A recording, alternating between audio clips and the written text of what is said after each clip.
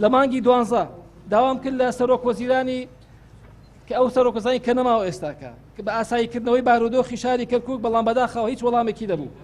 دووبارە هەمان یاداشتم ئاراستەی سەرۆک کۆمار و جێگرەکانی کرد و سەرۆک پەرلەمان و جێگرەکان بە هەمان شێوە هیچ وەڵامێکیان نەبوو.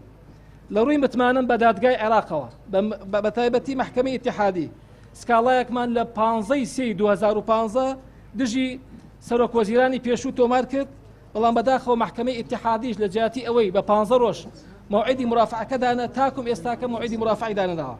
لە ماوەی ئەم ساڵەدا دام و دەستگا سەربازیەکانی حکوومەتی ئیتیحادی بە هاوکاریکردنی سەرۆک وەزیران و چەند وەزیرێک لەگەڵ ئیدارەی کەرکووک کە ئێستاکە ئیدارەیەکی نادەستوری و نایاساییە هەڵساون بە دووبارەکردنەوەی تەغییری دیموگرافی کە سەدام حوسێن بە 35 ساڵ نەیتوانی ئەم کارە بکە، ئەمانش پەرەیان پێدا. ئاساوارەکانی ئەم ساڵی ڕابردوو چی بوو؟ یەکەم شت کوشتن و شەهیدکردنی سەدان کەس و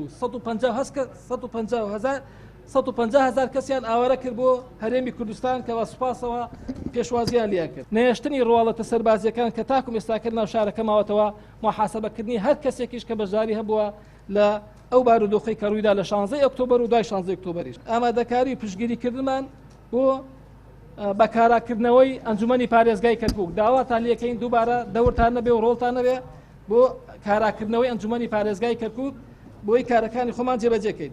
ڕادەستکردنی دۆسیەی ئەمنی جارێکی تر بدرێتە سوڵتەی مەدەنی هەروەکو چۆن لە هەموو پارێزگاکانی عێراق وایە بۆچی کەرکووکی لێ بەش کراوە. خەرەبووکردنەوەی مادی و معنەوی سەرجەم ئەو کەسانی کە زیانم پێگەشتەوە لە ڕووداوەکانی 16 ئۆکتۆبەر و دوای 16 ئۆکتۆبەر.